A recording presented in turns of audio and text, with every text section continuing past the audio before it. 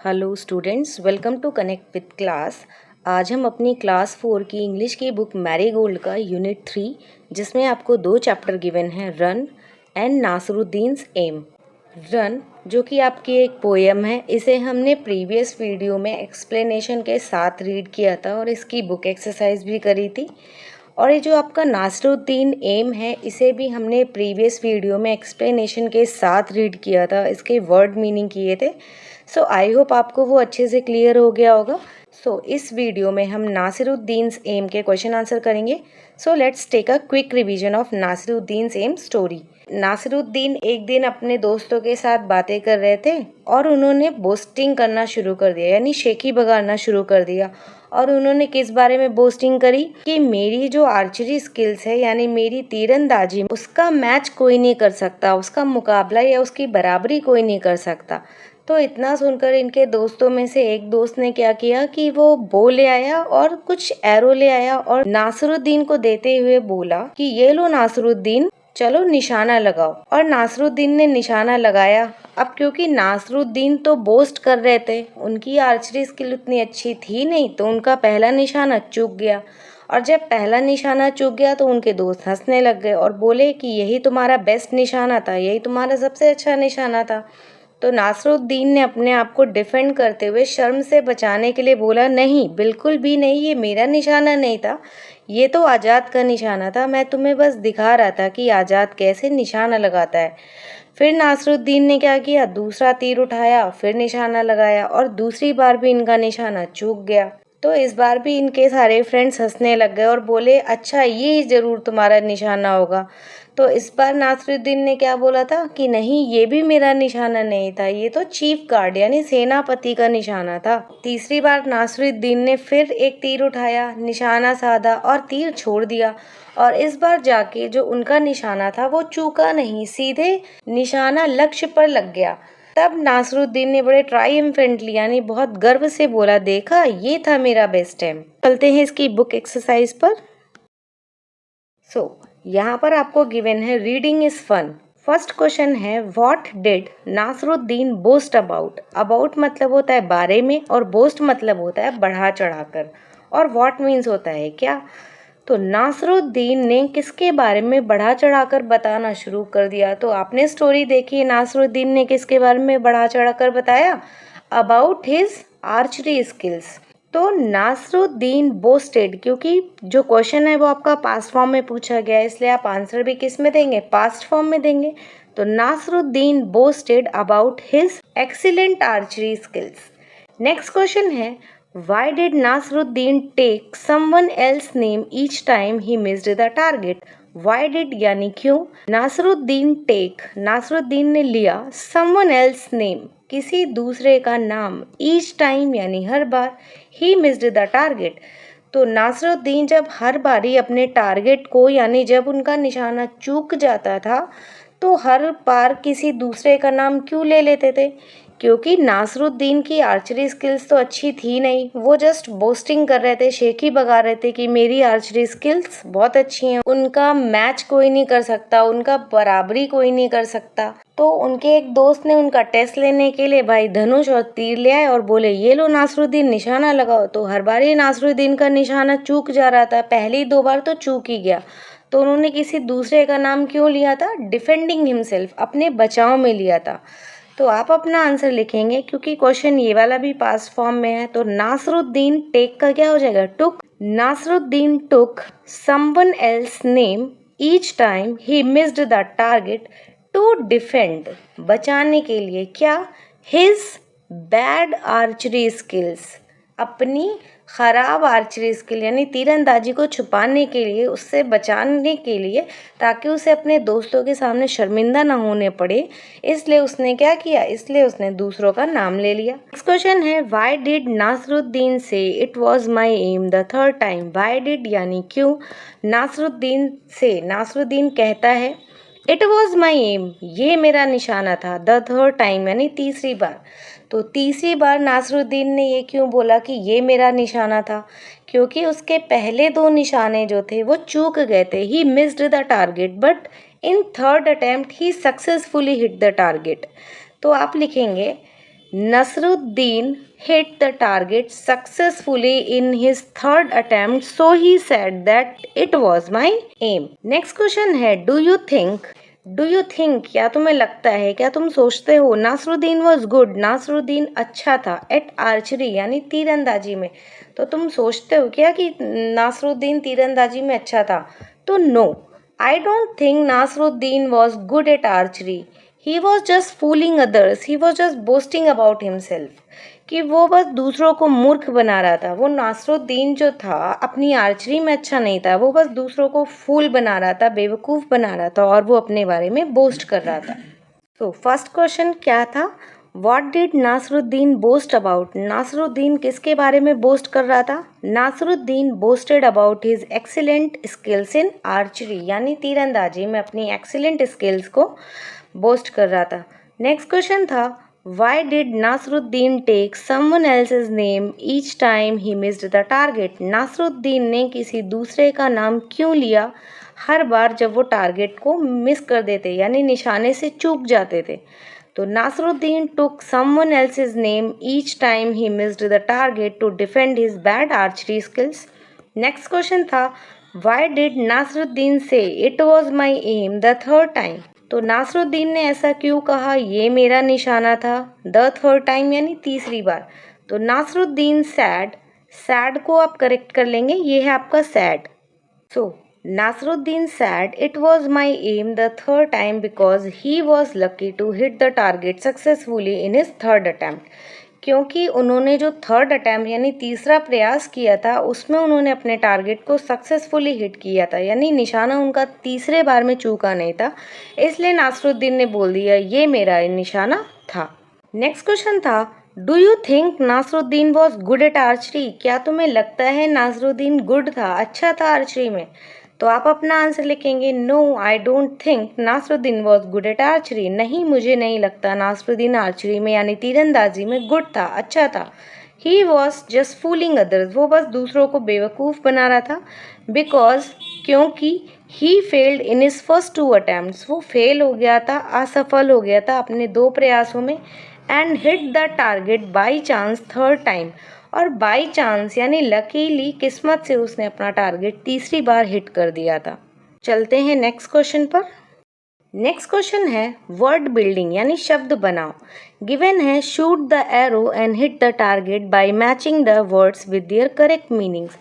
Shoot the arrow, आपको तीर चलाना है, एंड हिट द टारगेट, और टारगेट को भेदना है, टारगेट पर मारना है किसको, तीर को, by matching the words with their correct meanings, किससे, इन वर्ड्स को उनकी करेक्ट मीनिंग के साथ मैच कराना है। आपको जो एरो दिख रहे हैं उनमें आपके कुछ वर्ड्स लिखे दिख रहे हैं, और जो आपको टारगेट दिख रहे हैं इनमें इनकी मीनिंग्स लिखी हैं, तो आपको वर्ड्स को टारगेट के साथ मैच कराना है। फर्स्ट हम इनके वर्ड्स और उनकी मीनिंग को देख लेते हैं। जैसे पहला गिवन है चैटिंग। चैटिंग मीन्स आपने पढ़ा था बातें करना अनफॉर्मल तरीके से।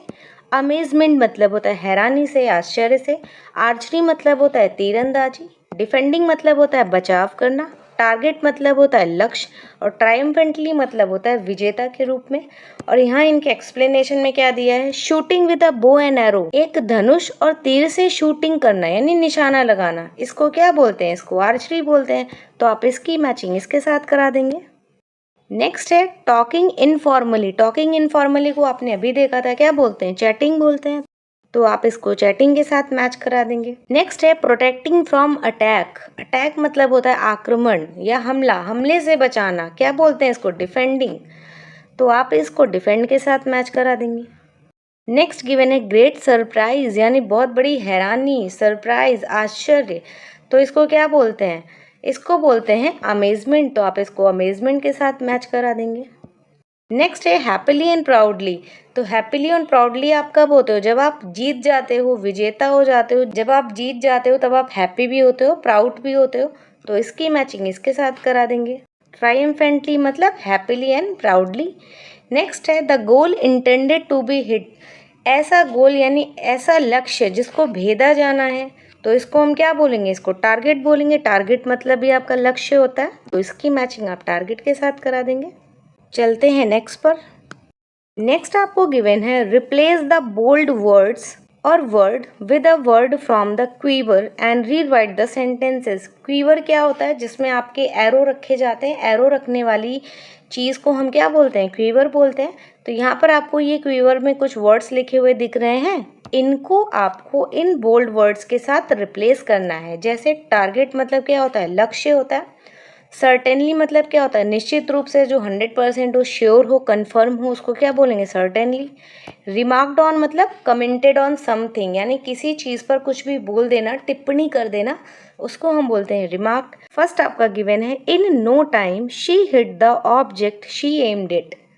Object she aimed it, aimed मतलब होता है निशाना साधना, यानी उस चीज़ पर उसने हिट कर दिया, वार कर दिया या मार दिया जिस पर उसने एम किया था, यानी निशाना लगाया था। तो जिस पर हम निशाना लगाते हैं हम उसको क्या बोलते हैं? टारगेट। तो आप यहाँ पर क्या लिखेंगे? In no time she hit the target. Next है, Nasruddin was surely not a good Archer.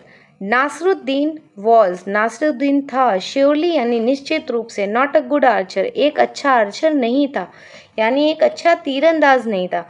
तो जो चीज़ श्योर होती है, कंफर्म होती है, 100% जिसको बोलते हैं उसको क्या बोलते हैं? सर्टेनली। तो आप क्या लिखेंगे? Nasruddin was certainly not a good Archer.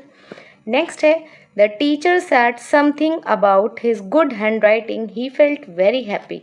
The teacher said something, teacher ने कुछ कहा, अबाउट उसकी अच्छी हैंड राइटिंग के बारे में टीचर ने कुछ कहा। ही फेल्ट वेरी हैप्पी, वह बहुत खुश हो गया। तो सैड समथिंग अबाउट यानी क्या होता है? रिमार्क्ड। तो आप लिखेंगे the teacher remarked his good hand writing he felt very happy. In no time she hit the target. Nasruddin was certainly not a good archer and the teacher remarked on his good handwriting. He felt very happy. चलते हैं next पर। Next आपको given है, let's write, चलो लिखते हैं। Given है, this is a picture of Rahul Gupta. ये राहुल गुप्ता की फोटो है, राहुल गुप्ता का पिक्चर है।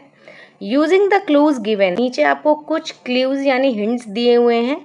Right a paragraph about him in your notebook, आपको अपनी नोटबुक में इस राहुल गुप्ता के बारे में पैराग्राफ लिखना है। सो क्लूज आपको गिवन है, Indian, cricket, 8 hours, practices, Yeats healthy food, runs 2 kilometre every day, batsman. तो आप क्या बना सकते हो? Rahul Gupta is an Indian cricket team player, फिर ही प्रैक्टिसेस 8 आवर्स एवरी डे, तो प्रैक्टिसेस भी कवर हो गया और 8 आवर्स भी कवर हो गया। ईट, तो ही ईट्स हेल्दी फूड, और he runs 2 kilometres every day and he is a good batsman. तो आप इस तरीके से अपने हिसाब से पैराग्राफ बना लेंगे। आपको ज़्यादा बड़ा पैराग्राफ नहीं लिखना, 5 to 6 lines are sufficient. So Rahul Gupta is an Indian cricket team player, he eats healthy food, he runs 2 kilometers every day, he also practices for 8 hours every day, he is a good batsman। Next given है, this is Rajiv's family, ये राजीव की family है, राजीव का परिवार है।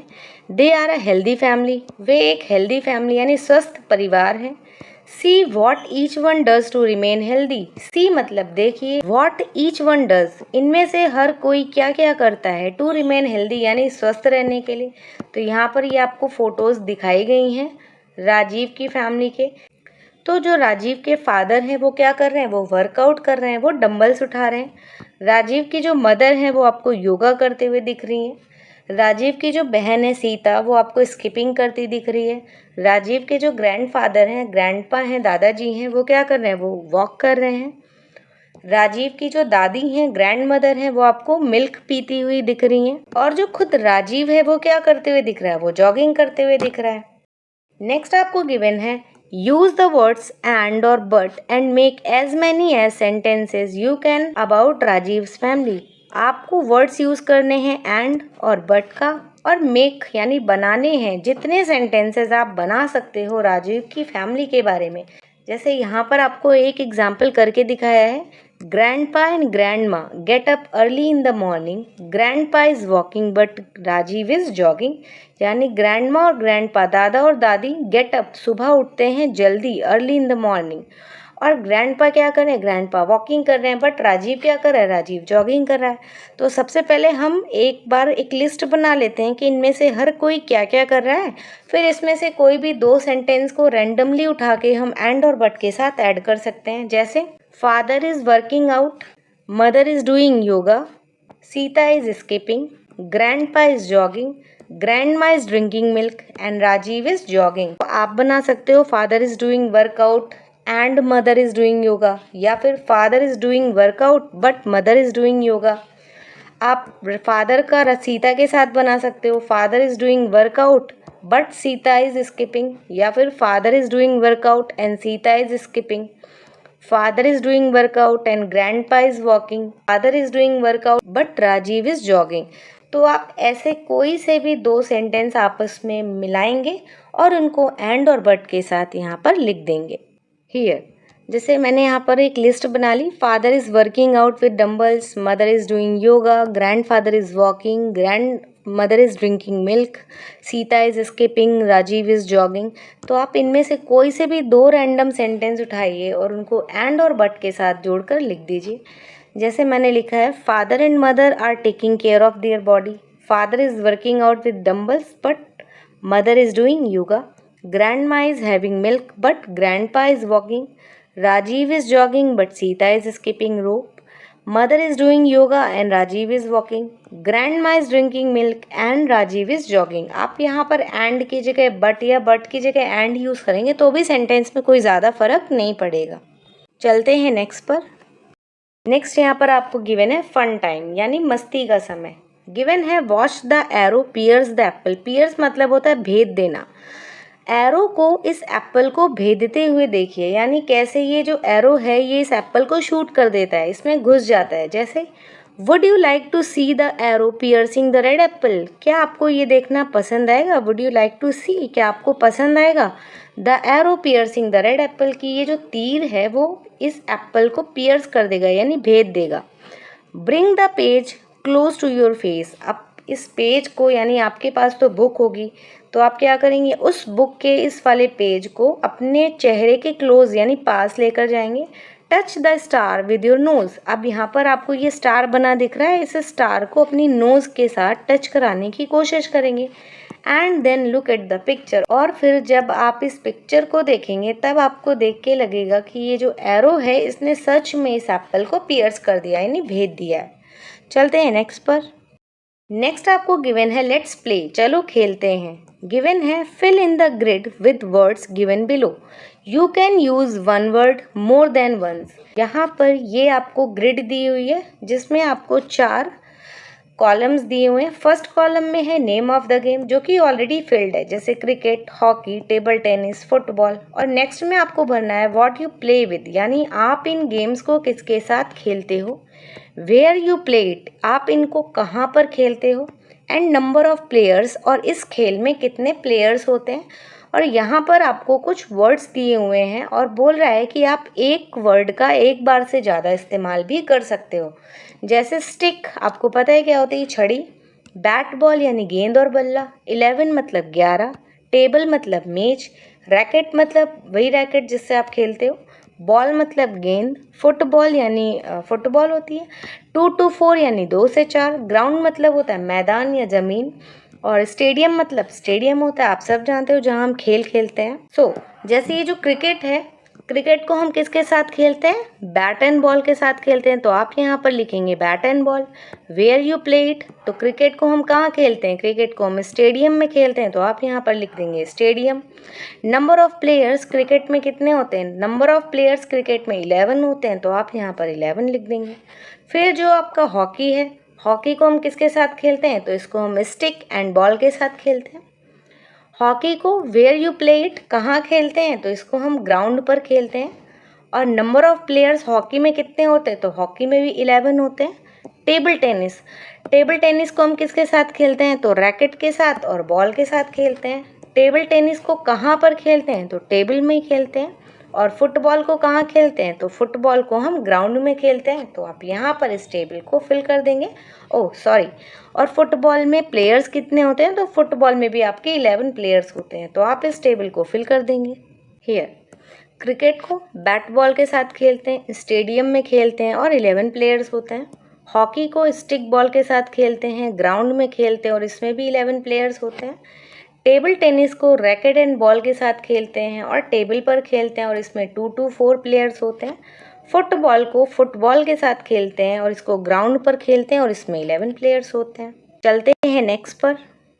Next आपको given है using the information in the grid. इस ग्रिड में आपको जो इंफॉर्मेशन दी गई थी, write a sentence about each game. हर गेम के बारे में आपको एक सेंटेंस लिखना है। One has been done for you, एक आपको इन्होंने करके दिखाया है। जैसे फर्स्ट सेंटेंस आपको दिया है, cricket is an outdoor game. Cricket कैसा गेम है? Outdoor game. अब ये आउटडोर और इंडोर क्या होता है?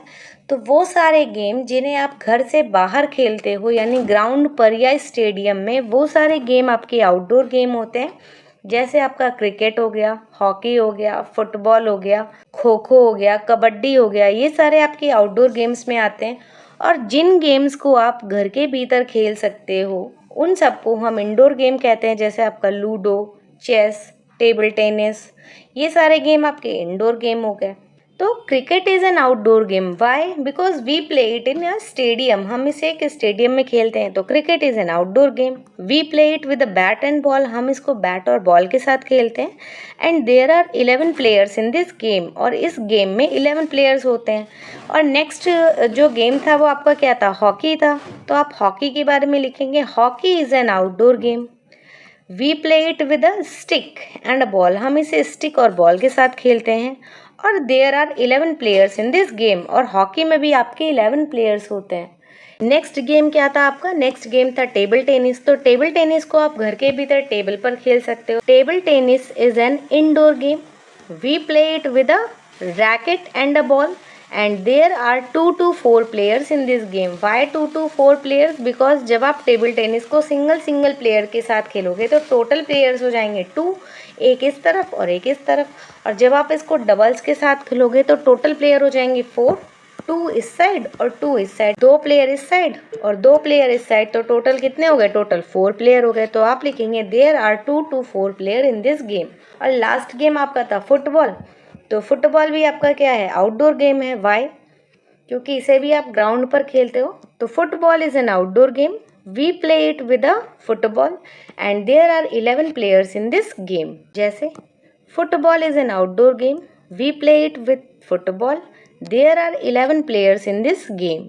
Hockey is an outdoor game, we play it with stick and a ball, there are 11 players in this game. Table tennis is an indoor game.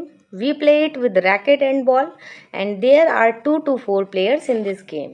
चलते हैं नेक्स्ट पर। नेक्स्ट गिवन है the following words are used in various sports. नीचे जो आपको शब्द दिए गए हैं इन्हें हम वेरियस स्पोर्ट्स यानी तरह तरह के खेलों में इस्तेमाल करते हैं। List them under the sport that they are used in. आपको लिस्ट करना है यानी सूची बनानी है उन खेलों के नीचे। जैसे आपको हॉकी, क्रिकेट और फुटबॉल दिए गए, आपको इनके नीचे इन वर्ड्स के नाम लिख देने हैं जिसमें इनका यूज़ होता है। जैसे फर्स्ट वर्ड है आपका गूगली, गोल, LBW, पेनाल्टी, फ्री किक और पेनल्टी कॉर्नर। तो आपको इन सारे शब्दों को यहाँ पर फिल कर देना है। तो हॉकी में आपका पेनल्टी यूज़ होता है, पेनल्टी कॉर्नर यूज़ होता है और गोल यूज़ होता है।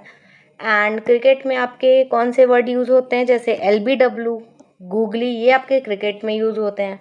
और फुटबॉल में आपका क्या यूज़ होता है? फुटबॉल में गोल होता है और पेनल्टी होता है, इसमें भी आपका पेनल्टी कॉर्नर होता है और फ्री किक होता है। तो आप इस टेबल को यहाँ पर फिल कर लेंगे कि में आपका penalty corner and penalty, cricket में गूगली और LBW, फुटबॉल में goal and free kick. Next आपको गिवन है टीम टाइम, यानी आपको टीम बनानी है और दिया है अ पपेट हेड यानी एक कठपुतली का सिर। आपको यहाँ पर एक एक्टिविटी करके दिखाइए कठपुतली का सिर कैसे बनाना है।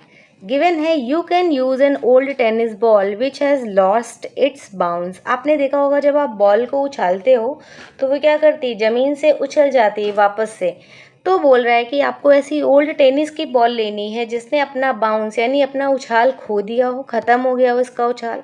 To make the head of a puppet. किस लिए लेना है? टू मेक यानी बनाने के लिए, the head of the puppet यानी कठपुतली का सिर बनाने के लिए आपको ओल्ड टेनिस बॉल लेनी है। She looks like a little girl in a skirt and is very quick and easy to make.